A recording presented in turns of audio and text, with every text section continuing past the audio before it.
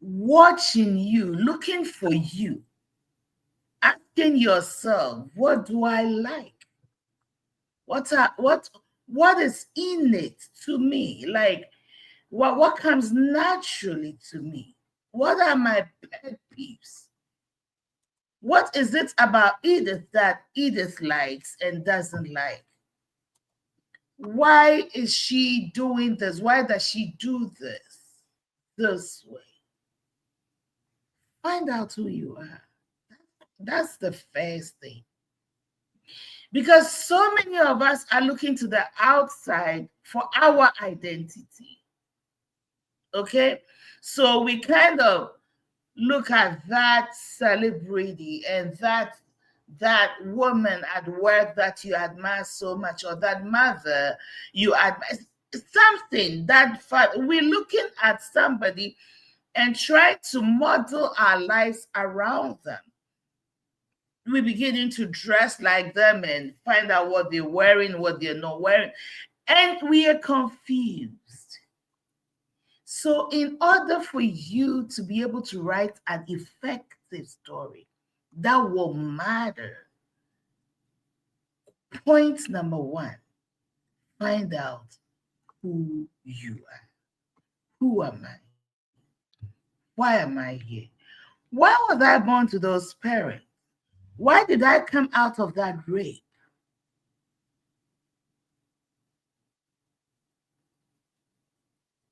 My mother doesn't like me because I remind her of the man that raped her. But why? Isn't it a wicked way to come into the world? These are questions we need to ask ourselves. Because whether you were birthed out of rape or you're birthed out of, proper lovemaking by two lovers, your coming in was designed. So you matter. There is a reason you are here. There's a reason you are here. But in order to even know that, who are you? What do you like? I'm starting to date a little bit. I haven't dated in almost 4 years. And I'm starting to date a little bit. And this morning, somebody threw a question at me. What are your likes and dislikes? A very simple question, but it got me thinking. What do you like? Really, what do you like? Who are you? That's where I'll start from. King. Hang on, you're on mute. Hold on. King, before you speak, you're on mute. Before you speak, let me tell y'all something. Make sure you please like, share, and subscribe. I don't know what's going on this morning, and all is well, but we started talking. We did the intro. For all of you that are watching right now, we did the intro. Okay, I promise you we did. I spoke. The live did not start. So, Queen, when you started talking, it's okay. It's okay, because when you started talking is when I saw it again. So it's okay, because what was said when you started is just fine. So for everybody that's tuning in, my apologies. We were late. We had some technical things, but I'm saying all this is because I do want you all to share, like, and subscribe, and get a pen and paper, because something's hindering this conversation that's about to take place today. Okay? There is about to be some transformation greatness for real today, whatever's going on. So you all, whether you're watching live or on replay, that's what's happening. Okay, so all you missed was me talking in the intro. You heard. So we're talking about your life story today. We're diving into that, and I'm not going to repeat it because I'm not. So if you just follow us, we're going to get into this. So my apologies, King. I didn't mean to cut you off. I just want to make you all, the panel, the family, aware, and those listening. So my apologies. Sincerely, thank you, everybody that's in the digital building. Queen Kathy, Queen Betty, Queen Chantel, thank you so much. My apologies. King, take it away.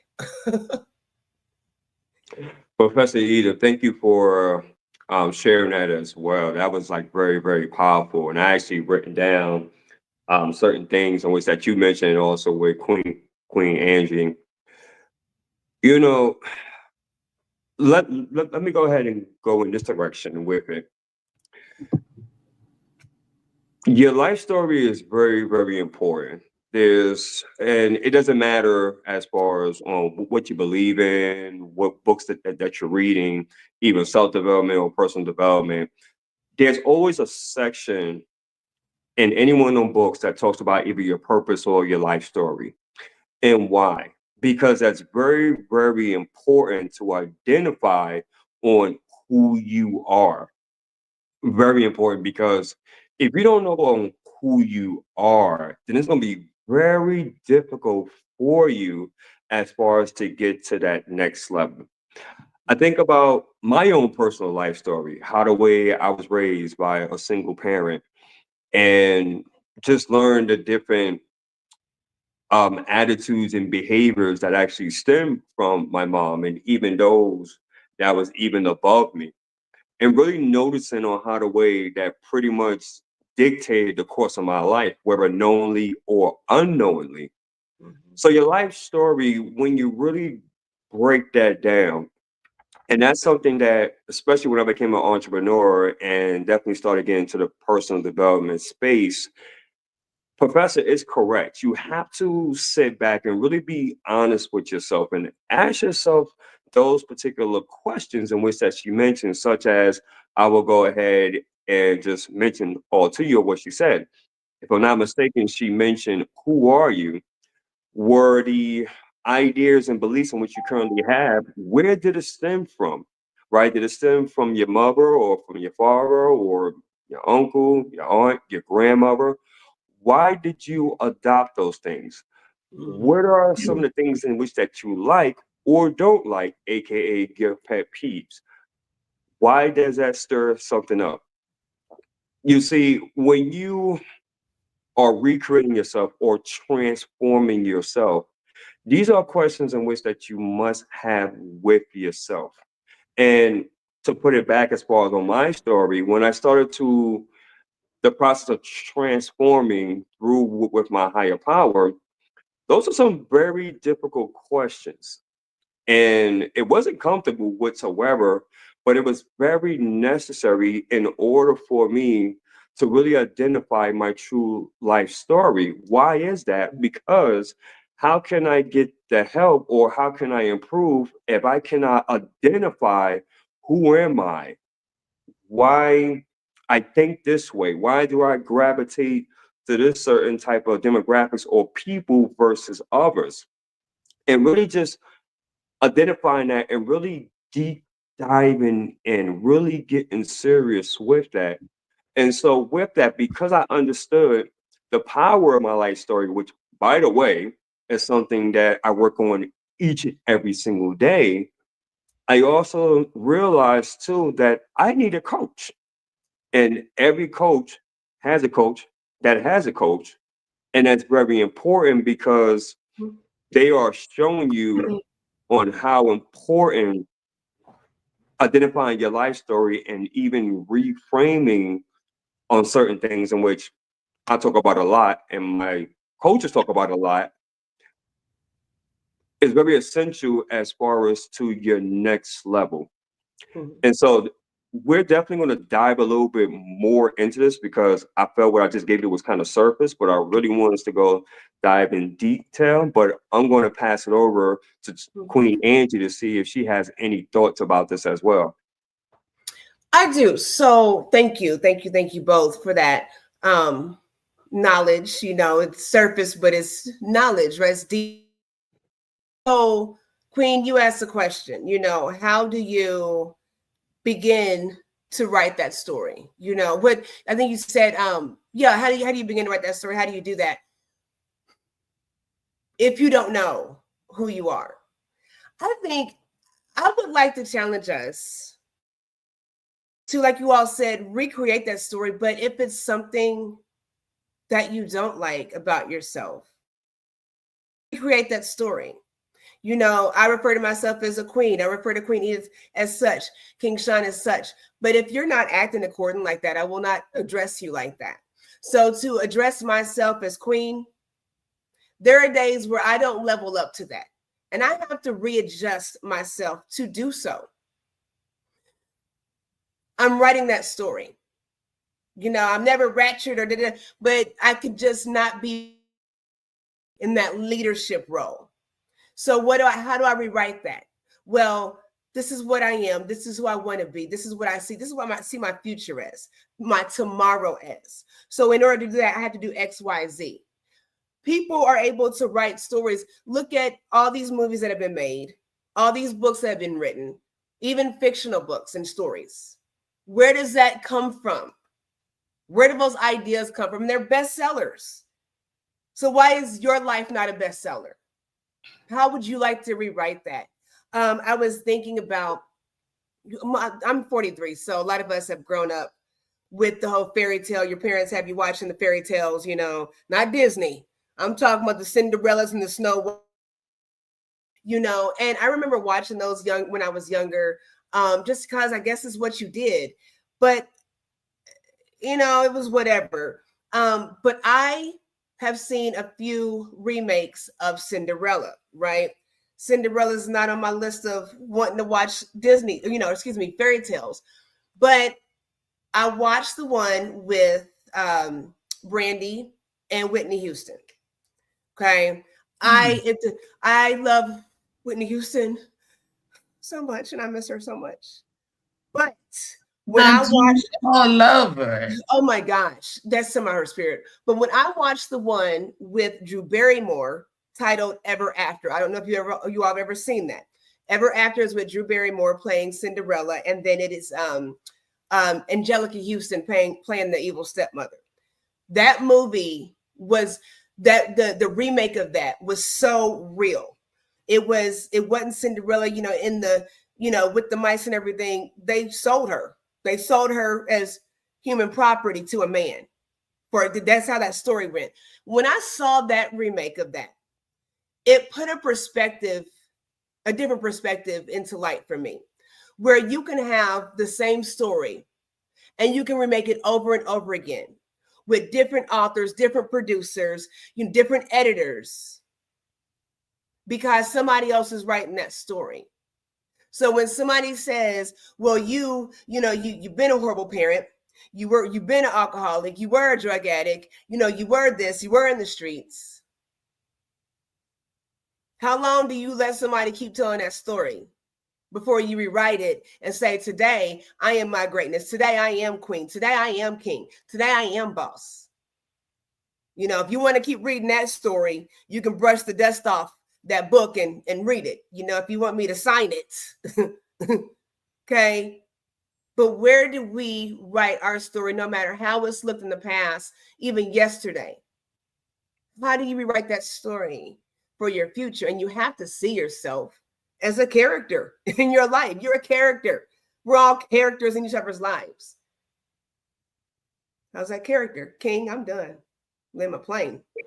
No, that's a great point. And also something too, in which it just came to my mind, which is a great way of articulating that, is that I believe every morning and every evening before you go to bed, really planting that seed of just the way you want your day to be and how you see yourself. There's something, a term in which I'm pretty sure Professor Edith, you can identify with this, and we spoke about this before on of a podcast that we had, but it's something called neuroplasticity. And what that basically means, in short, in layman terms, is that when you have a thought, or when you're changing a thought or a paradigm, if you will, what happens is that you start to create different type of neurons as far as in your brain. And so by you doing that on even the morning as well as in the evening, what you're doing is that you're strengthening and you're reinforcing that. So now what it comes down to, and just like what you said, Queen Angie, when someone is telling you, oh, you used to run the streets, oh, you was a drug dealer, oh, you was a prostitute, whatever the case, fill in the blank. Now, because of the fact that you have been doing the inner work within yourself during the morning and the evening, now you can go ahead and shift that. And you can say something along the lines of, yes, that's what I was, past tense, but that's not who I am today. And when you change those neurons, if you will, and by the way, it comes with time. Now, what happens, because our mind is connected to our body, you feel the emotion and you feel a certain shift on when you say it. It's not just now you're just saying it because you're saying it, but now you're attaching the emotion surrounding that. And now you start noticing the difference. That's the reason why with movies it's very, very powerful, because what it does is that it causes the emotion to come out of us. Right. I was just thinking about a movie, The Pursuit of Happiness. I absolutely love that movie on so many different levels that I can resonate and ID with. But the most important thing is that it's the emotion that's attached to it. So now what happens with a movie with that, and by the way, if you don't know what The Pursuit of Happiness is with actually with Will Smith and his son Jaden. And I won't dive into it, but you got to see it, The Pursuit of Happiness. And what that does now, because you have that mental image, and by it again with neuroplasticity, it's now shifting on how the way you look at certain things. So now, say for instance, if you come across a situation that may seem daunting, or yeah, or normally you would have said from your previous life story script, oh man, that's impossible, man. Like, I don't see how I could do that. Now, by watching a movie such as that, because you have that mental image implanted, and because you've been doing the work, now you look at that as saying, man, instead of, man, that's impossible, I don't see how. Now there's a curiosity and say, Angelina, professor, how can I do this? And this gives you the confidence to reach out to individuals such as that and be able to get feedback as far as on what you've been thinking about, and they can give you as far as their take or input in that, and that makes it very, very exciting. So when you are positioning yourself and you're in a process of really creating your life story and see what it looks like, yeah, she's 1,000% correct that you are the author and finisher of your own life. For an example, with the power of this pen right here, let's just think about it for a moment. We have a pen, right? It has ink. Okay, that's pretty basic. Okay, cool. Shawn, what is your point?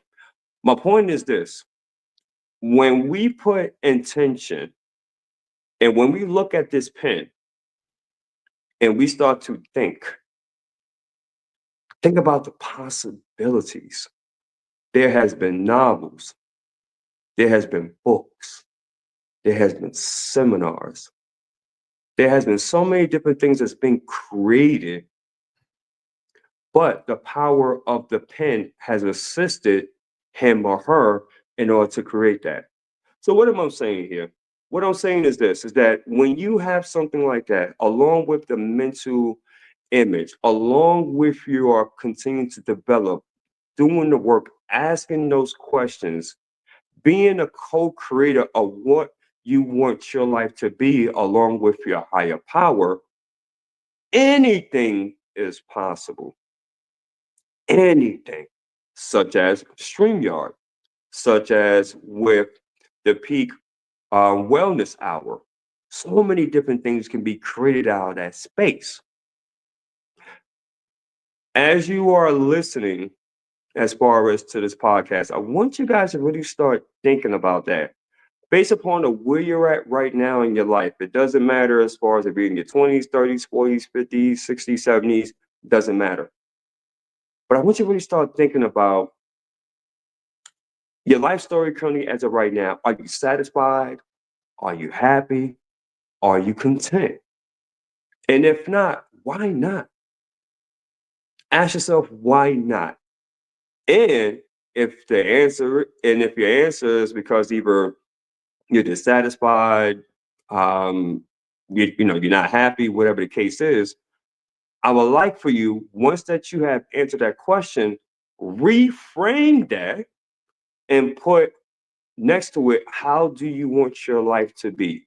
And make it as specific as possible. Because when you make it specific, now what you're doing is that you're putting emotion to it with the power of the pen,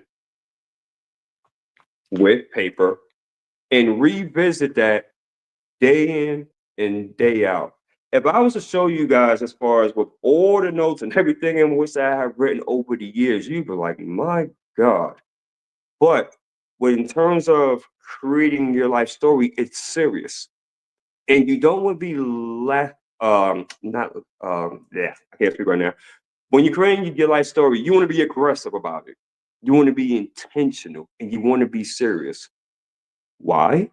Because you are the one that can decide. Again, we talked about being the author of your own life, and you are the finisher.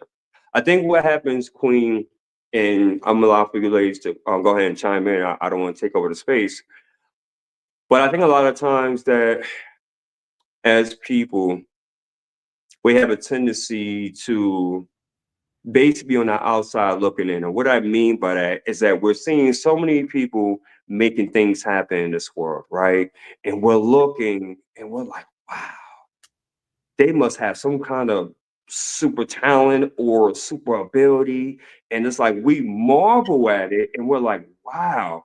And which is nothing wrong with that, but not realizing that they're human beings as well, right? And whatever they're basically doing to change their life story or their narrative, we have the same power and ability to go ahead and do the same thing. But what holds a lot of people back is that somewhere based in their life story, they've been told that they can't do it, they're not smart enough, they're not good enough, all types of self-limited beliefs associated with that, along with trauma as well. And we're at a stage where you can achieve basically anything in which that you want, morally and in reason. Obviously, I want to point that out. What steps are we going to do today at 11:02 a.m. Eastern Standard Time to go ahead and change that narrative? And I pass it back over to you, Queens.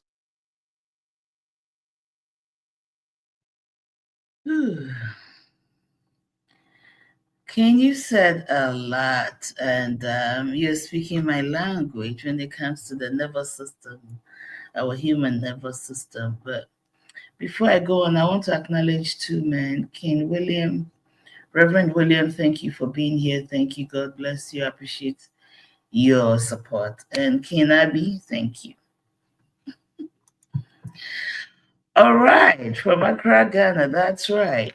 All right. Okay, so again, you mentioned a couple of things. You talk about neuroplasticity, you talk about intentionality, you talk about the process, basically.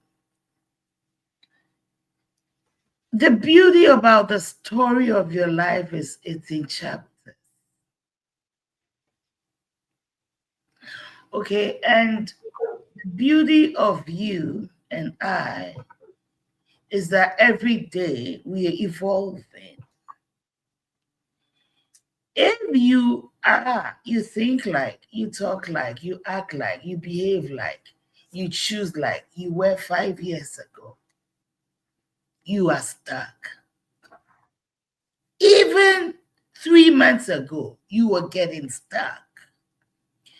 Because day in, day out, we must be changing for the better. The Bible puts it this way: the way of the righteous is from glory to glory. We live becoming better every day, and it is not automatic. What is automatic is that every day we are aging, we are growing, but are we developing? Are we maturing?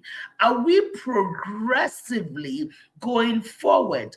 We have to be intentional about development, about maturity. It is not a question of, automatically, yesterday I didn't know Queen G's name. Today I know. How did you know? If you didn't do any research. So King, you mentioned neuroplasticity. I'll throw in neuropathways. You asked the question, you talked about you're born into a certain environment around a certain group of people. Some of us were just raised by our mothers. Some of us were privileged and blessed enough to have both mom and dad at home. Some of us were raised by a relative, somewhere, a grandma, or a grandfather. So we all have dynamics in stories. Why do you think the way you think is a question you have to ask yourself? Okay, because there's a conditioning that naturally comes with the environment. When you put Queen G and I in one room, I'm an African girl who grew up all the way in Ghana, West Africa. My thought processes and everything, even my thought content, is different from her thought content because of the environment that shaped us. Over time, when we spend, if you watch our thought patterns, the frequency of our thoughts in the picture form, you will see the differences. King calls fire and calls me ice. You will see the different vibrations. Put us in the same room over a long period of time. You realize that our vibrations will sync together such that when you look at the two, after a certain period, it's the same vibration. What am I saying? In growing, in developing, in evolving, who you surround yourself with is huge. Because whether you know it consciously or not, you are syncing up with that person.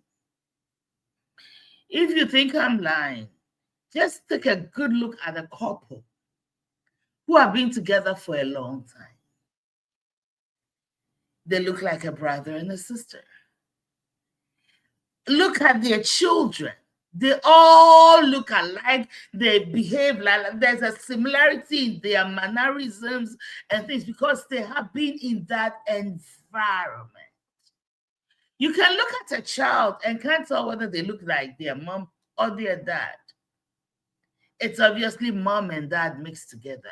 That's what we are. The person you spend your time with, the people you surround your time with, will influence your thought processes, will influence the formation of your brain and everything in it. They will. That's not intentional. As we grow and carve our own path, find our own way in life, get to know who we are, you find out that yes, you're part of this, but in a way, you're also very unique. I'll use the word neuropathways. Neuropathways is things you have done. So in other words, you carve the path psychologically. There's a path you have carved. And in order to bring about change, the change you desire, you will have to be intentional about working hard in creating another path. What am I saying? What I'm saying is this. Change, you and I are a process. So in writing our story, it's okay to think the way you thought a year ago and believe the things you believe, even if you were wrong. In a way, you were wrong because maybe, yes, you got it wrong, but maybe it's your understanding and it's your story. So you do it based on your knowledge, your understanding, your experiences. It's very personal. But when you get to chapter 7, you have been through something, okay? Now you don't judge that woman for cheating on her husband. You don't judge her. Because you know what? You see the potential of you being able to do it. So now you want to look at her and see what went wrong. How did she get there? And not judge, but learn to maybe pray for them, learn to empathize with them, and figure out how best to help that person because you walked that path. And so we are evolving. So if we're looking to get a perfect start, yes, it is perfect because it's based on your story. My biggest challenge is this: we are afraid to look into ourselves. We are afraid to confront our fears. We are afraid to confront the things that we call our weaknesses, even physically. Sometimes when I stand in the mirror sideways, it doesn't look too good, but I try to do it. I look at it, and I've got to learn to love me. I've got to learn to know me. Why do I think the way I thought then? And why do I think this way now? Why am I loving? When you look at your life, you fall in love with a certain type of man. We all have a type. We don't consciously choose it, but it becomes like this. So why that type of woman? Why that type of man? What inside of you is craving what's out there? These are the realities of who we are. And I promise you, when we begin to look into ourselves and we see the things that scare us about ourselves and the things that we love about ourselves and the way we talk, the way we act, the way we look, the way we behave, all of it together, that unique combination of who you are, it's easier to find your purpose. Let me say this: we all have creative powers in us, and we can almost do anything. We can do anything we set our minds to, but we are not called to do anything and everything. We are not called to do anything and everything. You know, I have to go there. Edith has to go there. Jesus came into this world. He was called. He could have been a doctor, a lawyer, a judge, a farmer. He could have been anything, but he came to die. And he walked that path and he did it perfectly. Decades after, we see the fruit. And sometimes we can't see the fruit of what we are doing now. That does not minimize it. The problem is we minimize us and everybody else is bigger than us. Why? So in writing your story, you have to do a research on you. Who are you? Who really were your parents and your grandparents even? Why do you like the foods you like? Why do you gravitate towards a certain people? And what are your pet peeves? They tell a huge story about what you're supposed to be doing. The things you can't stand. You can't stand a man abusing a woman.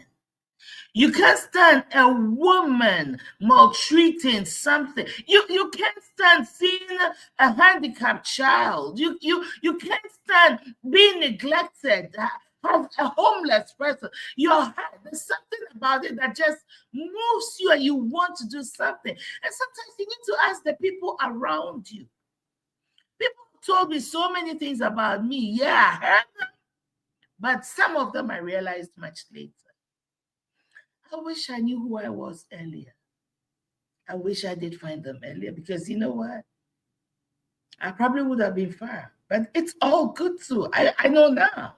And I'm walking in confidence. We started Peak Wellness Hour with the goal of what? Talking about home care. This thing has evolved into something else. So that's how life begins. We all evolve. It's a process. Don't look at your story as a full stop. There was a time you couldn't even read, you couldn't write, you couldn't speak, you couldn't do anything. If somebody ever told me I'd be speaking publicly, I probably would question it. But no, when I look back, no. Because at the age of 4, I was doing stage plays, not in auditoriums, stadium-like places. And what are your pet peeves? They tell a huge story about what you're supposed to be doing. The things you can't stand. You can't stand a man abusing a woman. You can't stand a woman maltreating something. You can't stand being neglected, as a homeless person. You can't stand And I loved it and I thrived in it. I thrived in it. Did I not become a pastor? Oh, no. No. But you see, it's progressive, it's evolving and also progressive. So don't look down on who you are now. Don't minimize your contribution to yourself, your community, your family, and all of that. Just embrace it. And that's our problem. That's our problem. We're trying to become who we are not and refusing to accept where we are and just embracing it and living it out to the fullest. If you're going to write your story, please get to know you, because you are a very captivating story and we want to read it. Just take time and know you first, because it will make a whole lot of difference. I love it. I wanted to touch on a couple of things you said. Something very powerful that I'm sure a lot of us have thought. I know I have. When it comes to if I would have known then what I know now, and where we would be. Here's the thing with that. Like we've been talking this whole time, it's a process. So in order for you to get anywhere, you have to go through something, otherwise there's no life lesson, and then there's no life.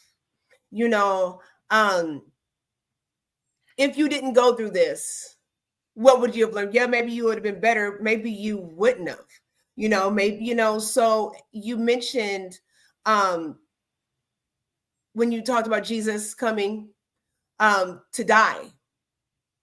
What if I give you a different version of that? And I say that Jesus came to give life. See, because we all come here, we're all going to die. A lot of us just act like we don't know that and act like we have all the time in the world. Okay, but that's what's going to happen. But are you living? Are you just existing? Or are you living? That's the difference. We need to come and present like we are here to give life, even if that's just to self. I think you were talking earlier about different situations with different people and having compassion. My mom used to do that.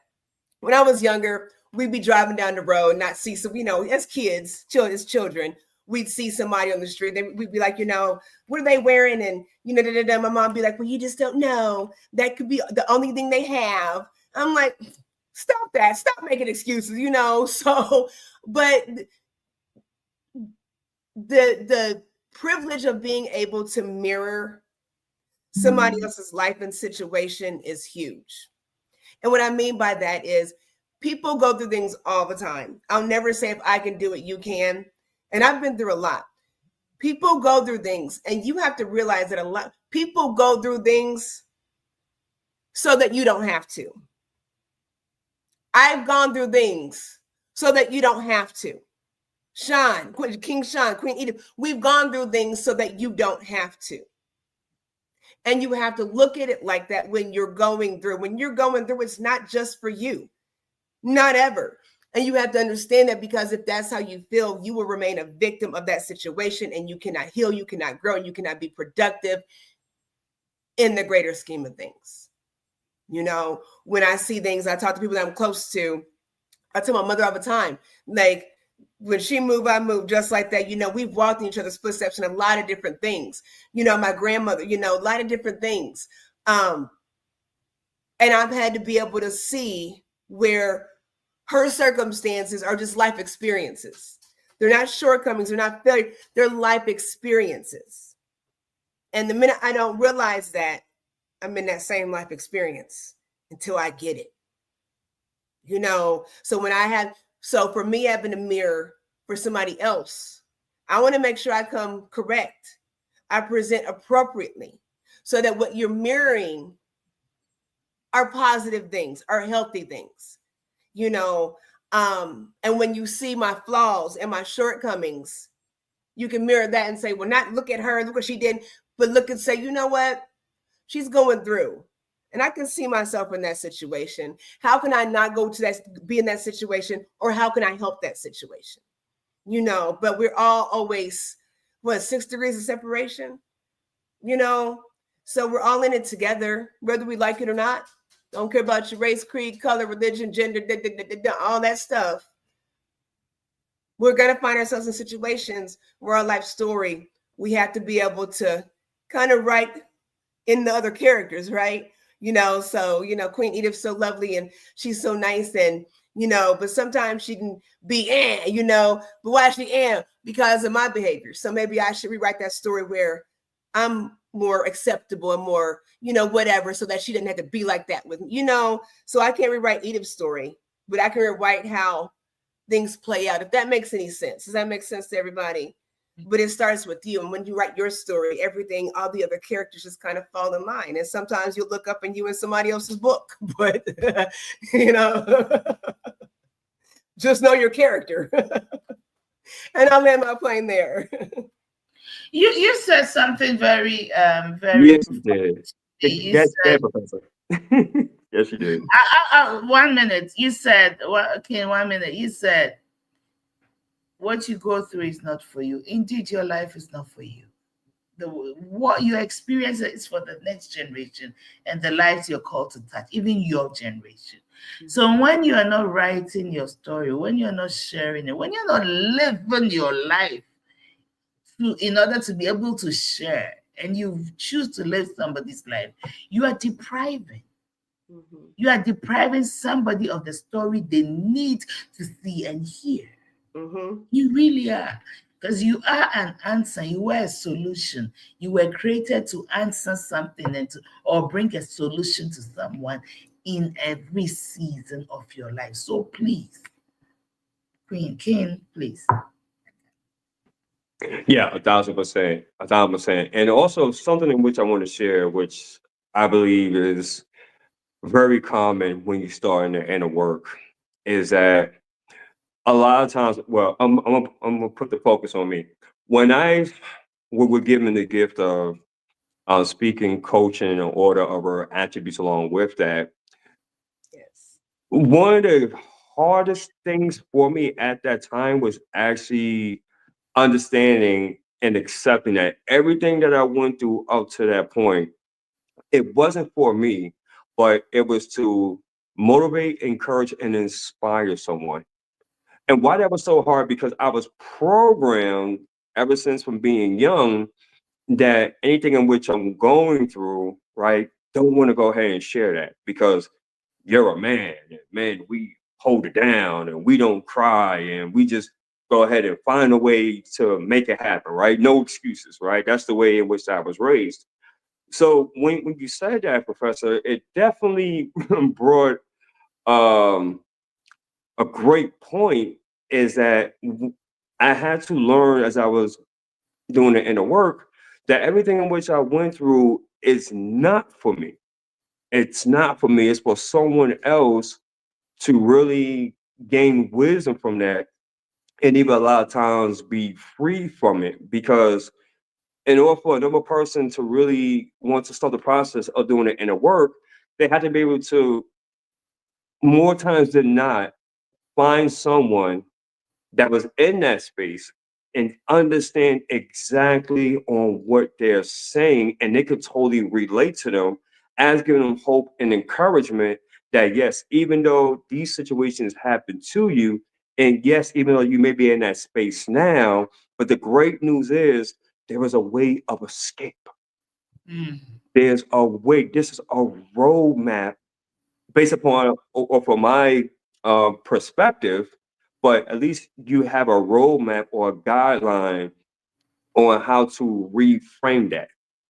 And so the beautiful thing is, when I was able to step outside of myself and really start doing the work and learning from others, such as from yourselves, now it's like, huh, interesting.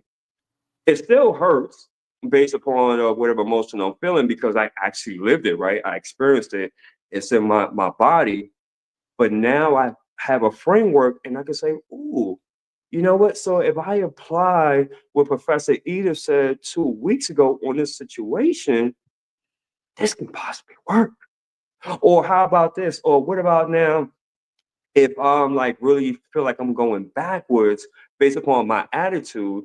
I remember as far as what Queen Angie said, based upon as far as with her life, and this is one of the ways in which that she did, one of the techniques in which that she used, because she realized by stepping outside of herself and really looking at it from within and not looking at it from an emotional aspect, but from a logical aspect.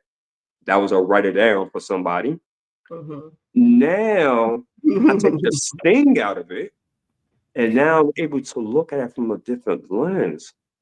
Very interesting. So when I started doing that, now it creates a healthy balance in the shift. If anybody knows me very personally, they know that I'm not an emotional person. I'm more of a logical type of a person. And if there's anything, let's say for instance, that may get me upset, whatever have you, it doesn't last long.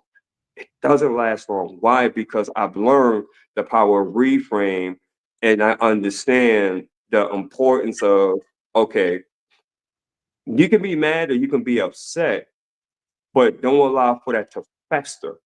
Because when you allow for it to fester, based upon what you're looking to accomplish, now there becomes a disconnect.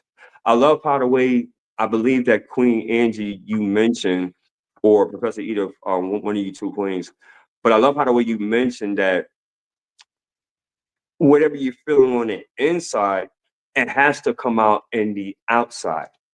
It just has to. That's a universal law and principle.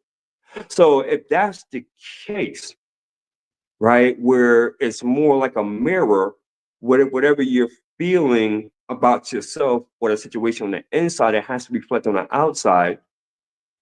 When it makes sense to manipulate that and turn that frown upside down, if you will, right? Or change that narrative, because if whatever's within me is going to come out anyway, then why not I play around with this and say, you know what?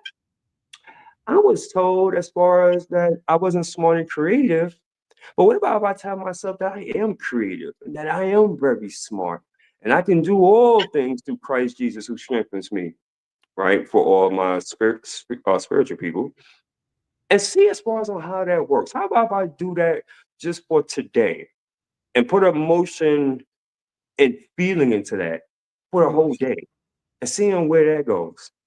And then, Lord willing, on tomorrow, really gauging that and seeing like, okay, there was a micro win that came out of that. And then do it again the next day and see what happens there. And then create a micro win. Right? Write it down. Journal it, write it down. And then like, interesting. That was 2 days in a row.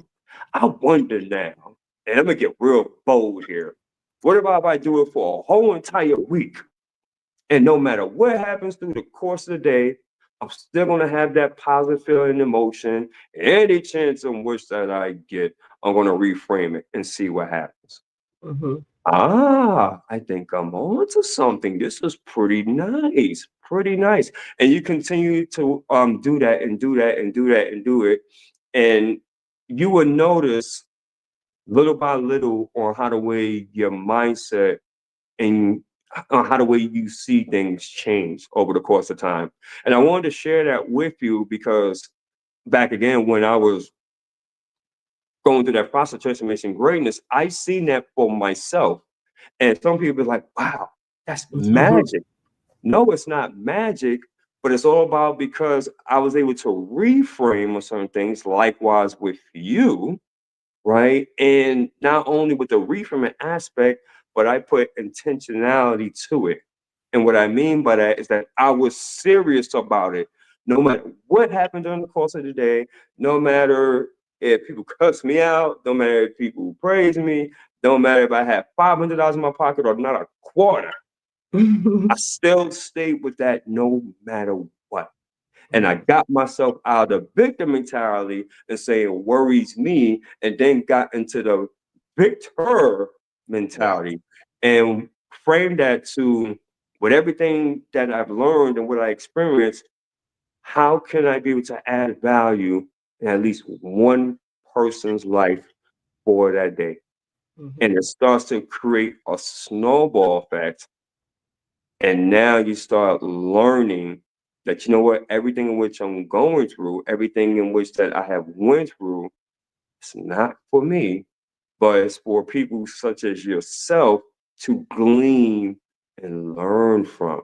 And that is what it's all about. And I will land my plane on that. Can I give some feedback on that last part you just said, as far as like we all just said, being there for the people, going there for the people, and showing up for other people, as far as your story. Sometimes I think we think that's a challenge as far as giving back and paying it forward.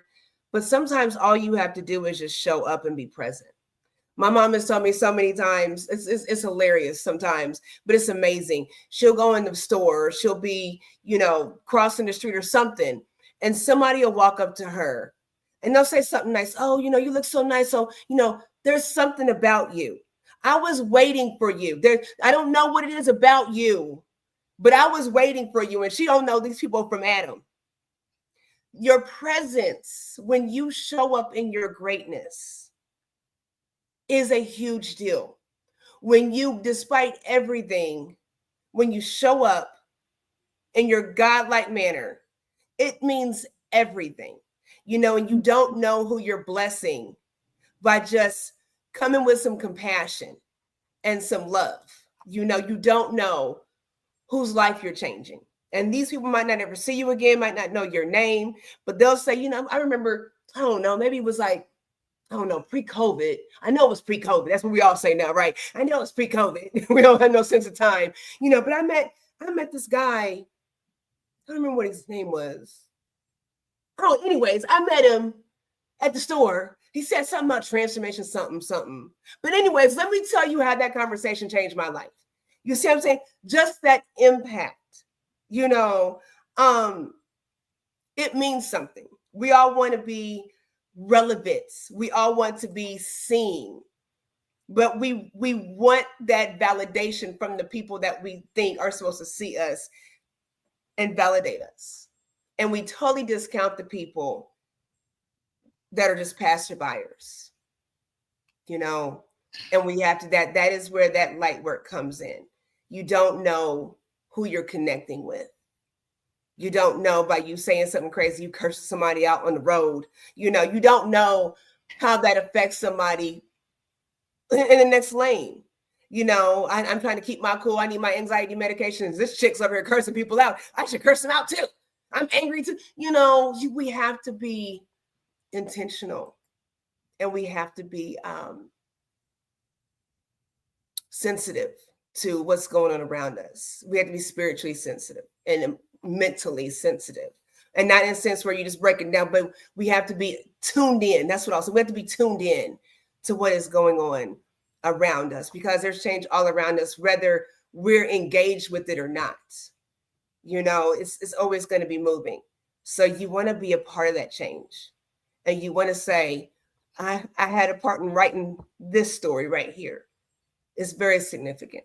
Don't y'all like, I don't like it. I know we're almost out of time. I don't like it when I go to funerals and churches. Two ways I can look at this. Now, this individual is how they are in the streets and how they are. No judgment. But according to how I've seen it, in church, sometimes you don't say, well, where he's at now, he's just with God. You don't say nothing. You don't say nothing, because that concept, then you have people that pass on, we'll just pray that they are where they're supposed to be. It's funny how somebody writes your end story, that very last chapter, somebody else is writing that. I think Queen Edith had mentioned this before. I think it was you, as far as writing your obituary. Somebody else writes that story for you. So you look at his obituary, he was born and raised here, he was saved and filled the Holy Ghost at the age of 10. Well, he's been a darn heathen for 30 years. Where's the part of that story? So make sure you're writing your own story, is my point. Because when it's all said and done, what does that look like? when the book finally closes, what are they going to say about you? And does it matter to you? I'll land my plane. Yeah, that was good. Professor, yeah, I'll land my plane. There's nothing else to be said on my end. So, Professor, take it away. The interesting thing about the end of the story is nobody knows. Mm-hmm. I've been called to places where people are at the point of death, Mm-hmm. and I've led them to Christ. Irrespective of what you saw, Mm-hmm. or how you saw them live their lives, Mm-hmm. that moment of death, nobody knows what happened. Mm-hmm. And that's the mercy of God. That's the mercy of God. Mm-hmm. And so it's difficult to tell where someone is going because you don't know what they did in secret in their last days. Mm-hmm. And we all have to learn to extend mercy. But, but especially to you, to your own self. Mm-hmm. Some people will say, you have no idea what I've done. Oh, no, I don't. But you still have a story to tell. Mm-hmm. But you're still alive. Mm-hmm. So it's not over. It doesn't matter. You may be in jail for life, but you can still write that story. Mm-hmm. And somebody outside jail will learn from your story and not repeat your mistakes. Mm-hmm. And you know what? It will still make a difference. Whether you write it in the jail room, whether you write it when you were placed in isolation because you've been sentenced to death. It doesn't matter. Whatever your story is what matters. Share it. Share it because you will just exempt, be quiet. You will just exempt and help a soul out there not to follow your path. And that's the goal. All your mistakes, or what you call mistakes, are meant for someone to learn a lesson. So they don't follow that path. And if someone is following that path, they know there is a turnaround. We're talking about, reaching out to people. And I remember many years ago, I lived in Northern Virginia, Lorton, Virginia, and worked in Washington, D.C. And a lot of the time, I'd drive my car to the train station, park it, and take the train because it was easy to avoid the traffic. And early morning, everybody is still probably sleeping, reading the paper, don't want to be bothered. And sometimes all you need to bring to the room is your smile. All you need to take to the grocery store is a smile. See somebody and smile. You'll be surprised how someone will smile back at you and strike and just strike a conversation or just bring out a smile to somebody. I'm telling you. The problem you and I have is we minimize us. We minimize us, so we lose our confidence. What do you bring into the room with you? That confidence is so attractive.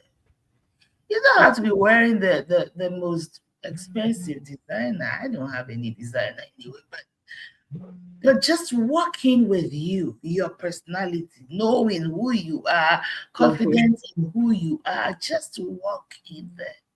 Light bearers, the king writes. Just bear witness to the light by being the light yourself. If there's anything I don't know that I feel like I'm taking out of here, is that you matter, your story matters. No matter how meandering, where you are coming from, where you have been, what you have been through, they all matter. The mistakes. Whether you were a prostitute and you slept with 10 men a day some time ago and now you are sanctified preaching the gospel, it matters. Mm-hmm. You may feel shame, but you know what? You didn't stay there. Mm-hmm. At some point, you did what you knew to do. Mm-hmm. So what? Mm-hmm. You had to be there. The woman at the well, Jesus was very deliberate in talking to that woman. This woman had about 7 husbands or so, and she was living with somebody who was not her husband. And yet she was the first evangelist. Jesus was deliberate about choosing a woman whose story was not ideal, who has been written off, who was, first of all, a Samaritan, not worth dealing with a Jew. And he's the only one. She's the only and the first person that Jesus truly reveals her identity to. What's your story? What good can come out of it? Why minimize you when nobody else has minimized you? Is it because you don't know who you are? What you've been through? What you have done?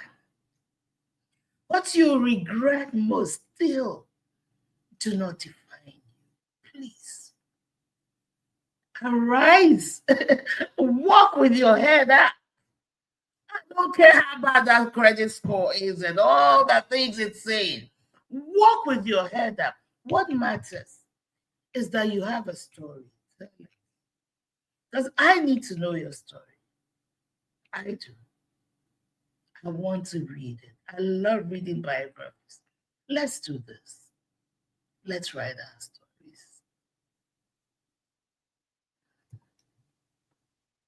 Y'all know the Queen just had the last word. We're done. So powerful. So very powerful. We can dive so deep into this forever. We are never out of time. Saddest part of the show is being out of time. Again, my mistake. We started in a little late, but you got the meat of this. I want you all to look in the description. Keep up with all of us. Shawn A White has an amazing event going on April 26th, a speaking event. So that Queen Edith and I have been invited to. So you definitely want to follow him, see what's going on. And we're going to do this again next week. Same time, same place. You with us, Shawn? You come and hang out with us. And let me share this before we go. This is just a little, there is, please share this, and maybe Queen later will put the flyer on. Okay. There is new day center. It's called the West Side Day Center, which is opening on the 24th of March. The hours will be March 18th. Well, it started Tuesdays and Wednesdays, 18th and 19th, 10 a.m. to 2 p.m. Mondays, 24th and 31st, 10 a.m. to 2 p.m. This new day center is for the homeless. A lot of the time, the homeless have a place to stay in the night, right? But in the daytime, they have to get out. And sometimes they have nowhere to go. In the cold, they're out in the cold, have nowhere to go. This new day center on the west side is opening for that purpose, whether it's too hot and you need a cool place to be, whether you need to wash your clothes, whether you need to find some food, whether you want a little community, whether you need a place to use as an address so you can go get that driver's license so that you can apply for jobs, those things. That's what this new day center is about. And I'll be volunteering there every Monday from 10 a.m. to 2 p.m. as a pastoral counselor. I'll be volunteering there. And I told them, Queen G, you're coming with me. You are the nurse. You will come with me. We'll figure it out the times. But I'm volunteering there every Monday. Mhm. Bring my pastoral gifts, my counseling gifts, bringing all of that into play for whoever needs it. And if you don't, we will do your laundry together. We will talk together. We will play a game together. We will share bread together. But don't be out in the hot sun. There's a place there. If you need an address, which is a big deal for the Mhm. homeless, it's a place where you can get your meal. Mhm. It's a lot of places. And I'll put there. If you need to reach out, it's you contact Pastor Kristen 317-464-7360. 317-464-7360. And the hours in March, Tuesday and Wednesday, 18th and 19th, Mondays, 24th and 31st. I know that I'll be volunteering on Mondays. I don't know about the other days, but there are other volunteers. We are all coming together to help you. If you find yourself homeless, we don't judge. Many of us have been close to being there and been there. Been there, done that. The key is to get the help. Don't run away. Come. Mhm. What was her name? I'm sorry, Pastor. What was it? Kristen, Kristen. Okay. And the place is called West Side New Day Center. Her number is 317-464-7360. We are still looking for more volunteers. If there's anybody out there who is interested in just taking a day, even if you don't come from the 10 to 2, you can come 2 hours. Or even 1 hour. It's okay. Mm-hmm. Awesome, Queen. And speaking of volunteering, that's a great way to start your children out. Some of us have children that are going to college. They're in high school right now. Those volunteer programs are important. So start your children out volunteering and setting the tone for giving back and paying it forward. And it benefits them too, especially if they're going to college. But it certainly it builds character and some compassion, right? And a sense of servitude. So thank you so much for sharing that. Thank you. Thank you. Anything else? Anybody got anything else? Come to church Sunday, okay? 9:30 a.m. Come to church. 8100 East 106th Street, 9:30 a.m. Call me. 8100 East 106. Yes, Suite 260. Come to church. Come to the presence of God. It makes a difference. All right, y'all hear that? And it's a pleasure having you, of course. Yes. Thank you. I think everybody missed last week.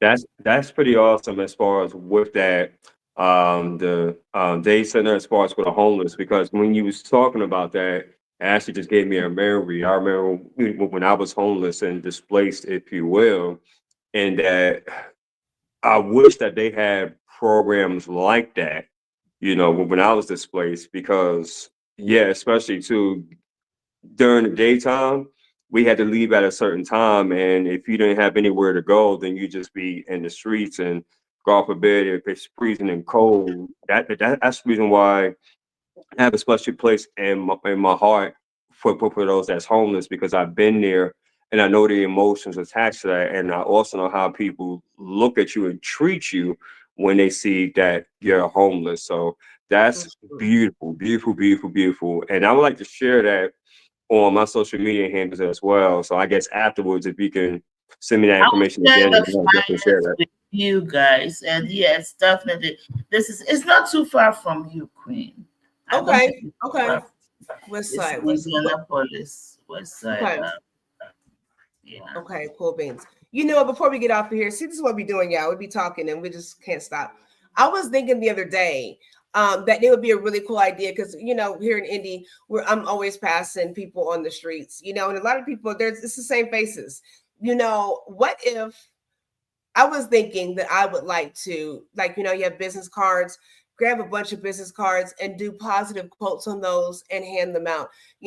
I'm sure they do want the dollars a night. That's cool. But sometimes somebody just needs to hear a positive message, and you stick your hand out the window. Maybe you give $1 with it, but a positive card saying that I see you, you are important. Because I know a lot of times if I'm in that left-hand lane and they're on medium, I just keep looking straight forward. And I turn, and I've been homeless too. And it's very hurtful to feel like you're not seen. Even in your situation, it's not fun to know that you're not seen. It's not feeling like that you're not seen. So yeah, definitely have some compassion. I know we talk about the scammers and people that are out there doing that business. That's a rough hustle. So if they're doing it, that's a rough hustle. Sometimes I just feel like maybe I just stay on the medium and just not go to work today. So to each his own, but that there are people out there that are really in need, and you can't pick it. It's hard to say who do you help or you don't, but feel led to just see somebody, just give a nod, say hello, God bless you, something, so that they know they're seen. And it can make all the difference. Somebody might curse you out and be like, where's the dollar? But somebody might need to hear that. So just think about that, And we are still accepting donations. So whatever it is you have that you want to give away, please. I mean, it shouldn't be so old and tattered. Something gently used is nice. Okay, yeah. I used to keep socks because I love foodies. I love socks. I used to keep them in my car in the winter. And when I see a homeless and I have maybe a McDonald's, I'll hand it over with a McDonald's to him. But is it okay? It's okay. But is it enough? Probably not. They'll still be out there in the cold. But so, yeah, this is a great thing. And I would like us to share it on our social media pages. And I will be there the 24th. I'm going to be there. Okay. Yeah. Put that on your page. And if everybody, like I said, the description is in the link. Same with Shawn, same with mine. All our stuff is in the description. So go ahead and check that out. Queen, if you want to put that on the page, and I'll share that. And yeah. Yes. All right. Good show. Kings and queens, friends and family, we appreciate you greatly. Thank you for spending your Saturday morning with us, King. Peace, love, and blessings. Until next time, 10 a.m. Eastern Standard Time, Saturdays, 10 a.m.-ish. We're going to be there. Might be a little delay. We're going to be there. We love you all. We thank you for tuning in. Invite somebody to watch the replay. Until next time, peace, love, and blessings.